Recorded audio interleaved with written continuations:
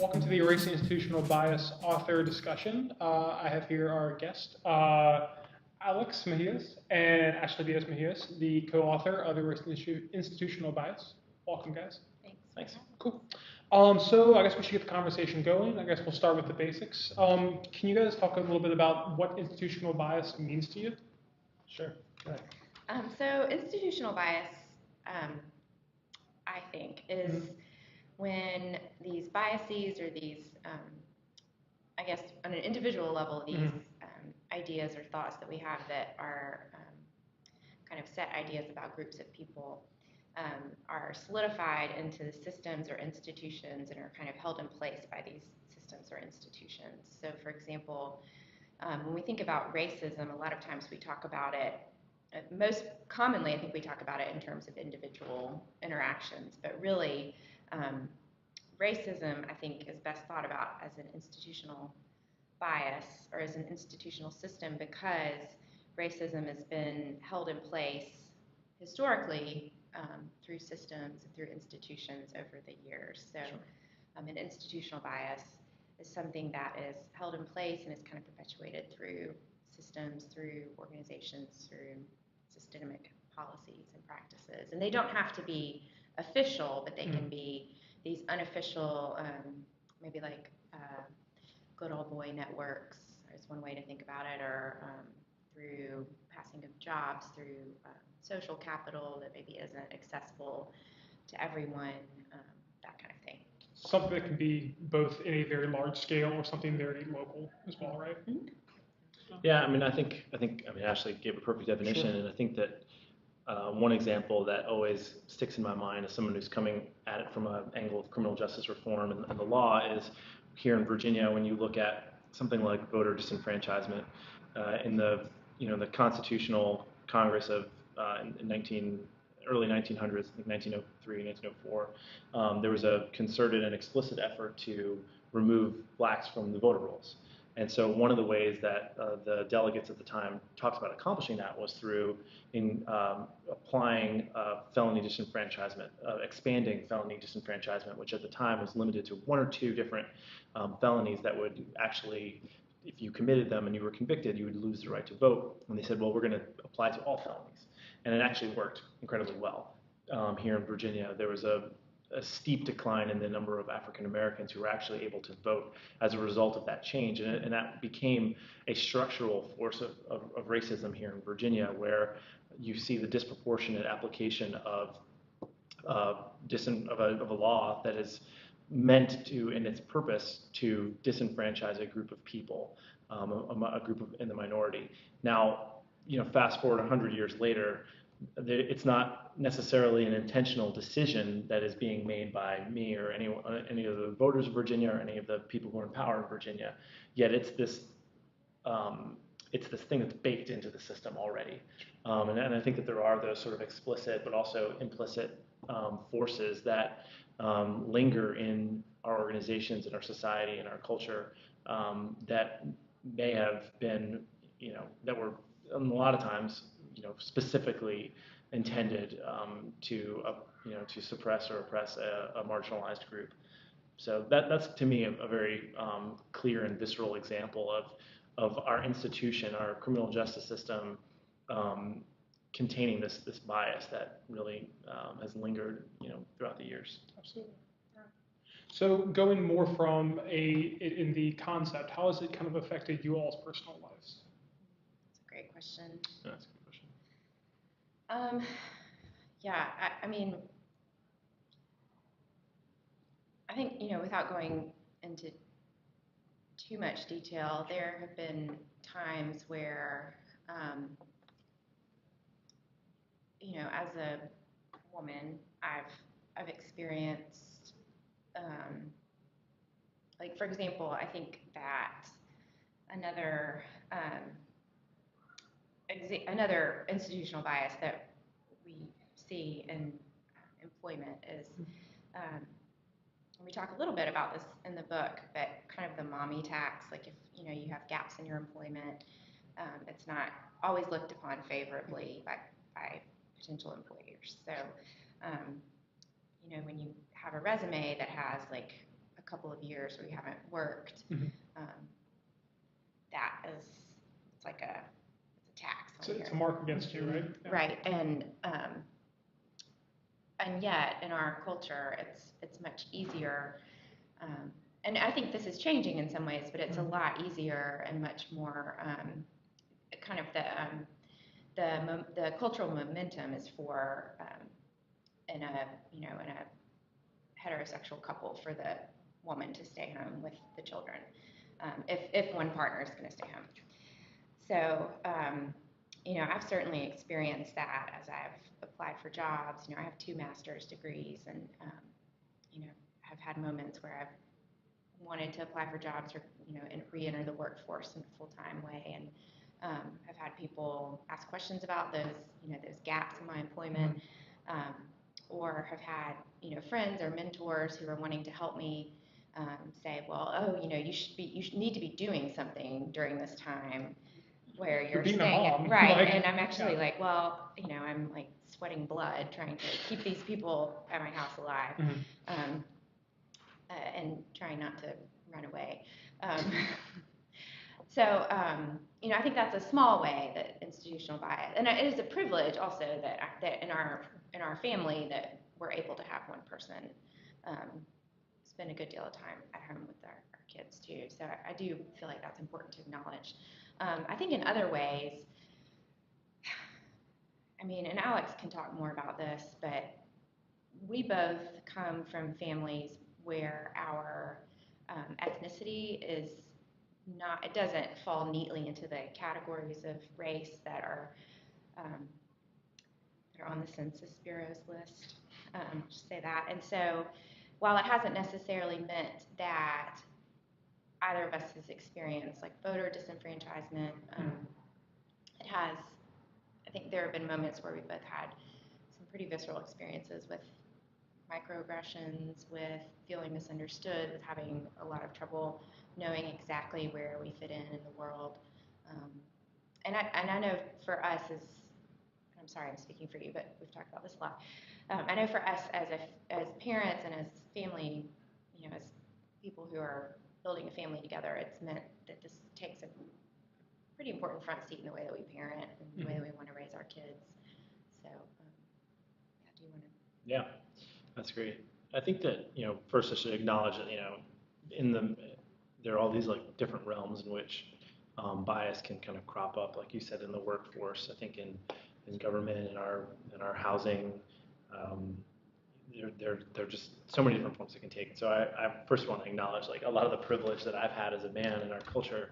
I am, racially a minority, and so I do think that has implications for me in a lot of different areas. And I think that when I think about institutional bias, I kind of think there's sort of the negative side of it, which, I guess it's both negative, but there's the actual explicit ways in which you might experience discrimination or, where you may, be treated in a certain way. But there's also just the opportunities that you may not have access to, doors that are opening for other people that are not open to you for one reason or another, because you don't fit within the right category for the privileged group. And so I think that for me, it's actually, I'm just gonna be really honest, that like, I don't know. A lot of times I just don't know what's actually happening. And I always, it's this lingering question in my mind of, well, if I came from a different culture, would I have more opportunities? Would I actually be able to sort of penetrate this elite group of people? Or does it not really affect me? But I think that sort of, sort of constant like anxiety and wondering of like, where do I stand? Ambiguity. Yeah, I think it has its own, I'm not going to say that, like my life's terrible, but I think that there is some difficulty with that comes along with being parts, of institutions like, whether, the law school that I went to. I think that there's, as a minority, you have to struggle with like people sort of assuming that you're there because of affirmative action, and that you don't really deserve to be there for one reason or another. And I've had, people who weren't in law school, but, lawyers, basically write off my, my attendance at UVA law as like just affirmative action. And, it's difficult to kind of maintain like a strong sense of, confidence when you're kind of forced to always answer these questions. So that's a small part of it. But I also acknowledge that, I have been incredibly privileged in that, I'm sure that I've benefited from some of those institutional biases as well, just as a man and an extrovert even. I think that, I don't know if you... Having that outgoing personality, exactly. It helps almost. Yeah. Mostly. Yeah. Absolutely. Ashley, something I kind of want to go back and touch on. You talk about being a parent a lot.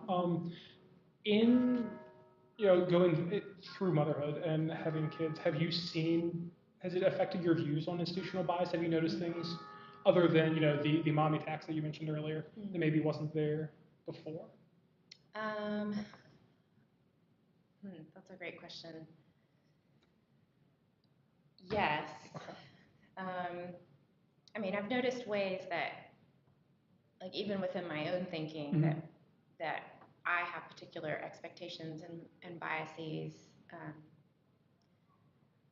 about what it means to be a privileged mom in my mind versus maybe a mom who doesn't have the same privileges that I have.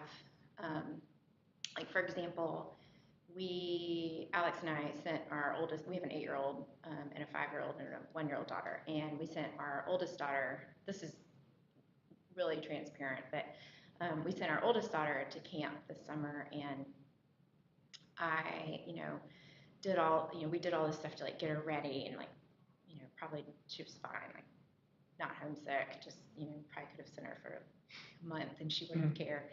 But of course, like, we were really worried about sending her away and what it was going to mean. And I got there and I was like setting her up for camp, and I remembered as I was setting her up what it was like when I used to work with, I used to work in Memphis and worked with kids who, most of them lived in these housing projects, and we would take those kids to camp for like a week and a half or so.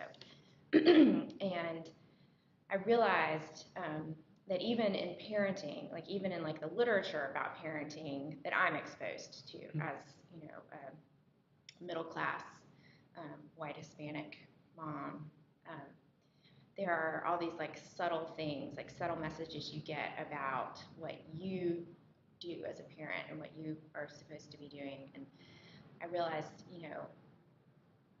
I had expectations for what the parents of the children that I was helping, that I was like taking to camp, how they were feeling about their kids going to camp. And I wasn't at all mapping those feelings onto how I felt. Like I had some very real racial biases that I was experiencing and was putting onto these parents. And it was really startling for me as someone who has, been in multicultural communities for the last 20 years. And yeah, so I think even, as parents, I don't know if that's the direction you're going, but I'm noticing, that even as parents, I've been given a lot of racist messages. And I feel like I spend a lot of time reflecting on racism and its impact on me and on gender and on just on a lot of things about bias. And I'm still digging up these things, these like really nasty, dehumanizing beliefs that are deep inside of me. And yeah, so that's one way that I think, parenting, because it's such a vulnerable act and because it's such like a deep kind of, I don't know, it's just like it's just a really close and intimate thing that you're doing. For me, that I'm still rooting out the ways that even my own biases are acting. You're acknowledging them. You're seeing them. Yeah, and well, that's a ugly. It's a big first step. No, I mean, it's ugly. Being honest with yourself. But the flip side of that is, and I think part of what has been a real gift to me, and it's just been, to me, I feel like it's been a real grace in my life. So as part of our church family, we have a community group that meets at our house every other week, just a group of folks that gather just for support and encouragement. And most of the folks in that group are single parents, and they're single parents who are, I guess pretty much everyone is African American. But I think having that close, I mean, we've been meeting for like 3 or 4 years. Some of these folks we've been meeting with for 8 or almost 9 years. So, but I think having that intimate relationship with these folks has really has forced me to acknowledge some biases that I didn't realize I had, and then also has just changed me. You're coming across differences, and you're making those connections over all those years. Yeah. It's great. So you mentioned the church a little bit and everything. Can you talk a little bit about, and Alex, feel free to chime in about institutional bias in your industries? Yeah, it's everywhere. Yeah. Do you want to? Yeah, I mean, well, right now I work in the technology area, and I think that there's a lot. I mean, I haven't even fully processed. I mean, there's like a glaring lack of diversity that I think has a lot of different root causes.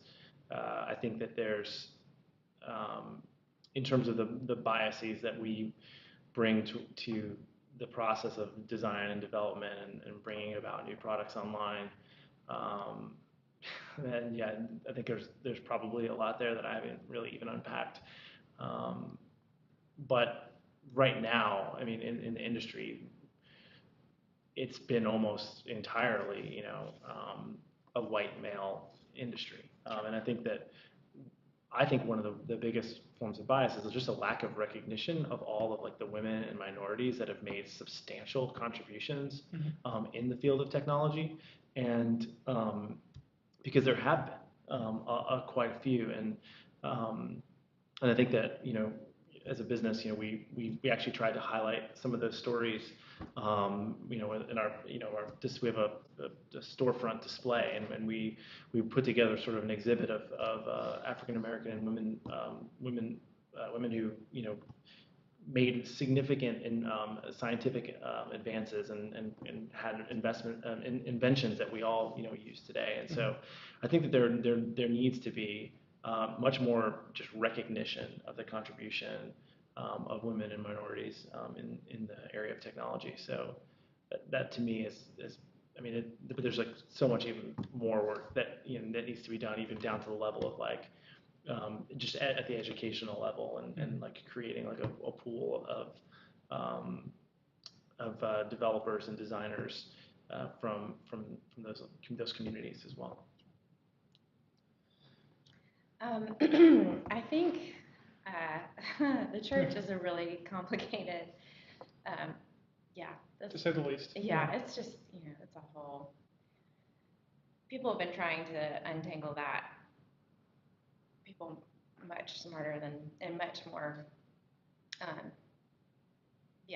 just lots of people have been trying to untangle that. But from my experience, I would say, the question is how I experienced it, or just in your industry, or just with the church, or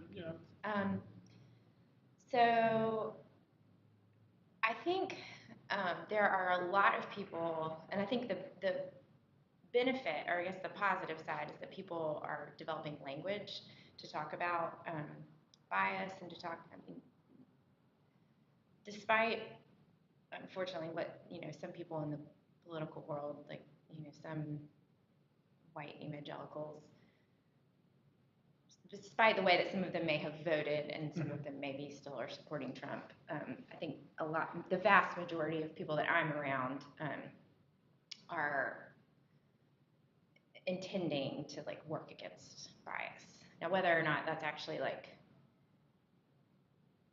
going well is a different story. I think the complicating factors often come out in people's theological reasoning, and I mean that's really complicated, really hard to get people to kind of parse out. And same thing goes, for people's views on sexuality and race. I mean, most people very few people would say, I think it's all connected, but the way I've experienced it, as a woman who is in a pastoral leadership position at a church, I've mostly had really positive experiences. However, people will comment, before they'll comment on like, that was a really great sermon, or, you're really gifted at pastoral counseling, or whatever. They'll say things like, you have such a sweet spirit, or Those are the microaggressions you kind of touched on earlier. Yeah, right? And I think what becomes complicated is that no one is ever, I know full well that it's a product of like centuries of like cultural conditioning.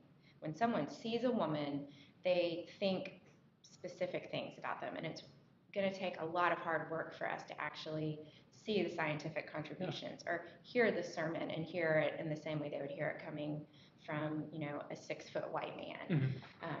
But that's what is so frustrating, because I know that I can do the same quality of exegesis as any of my colleagues who are male.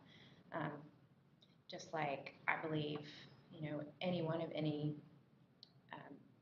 gender and any orientation, any race can do the same kind of exegesis, preaching, work in the church.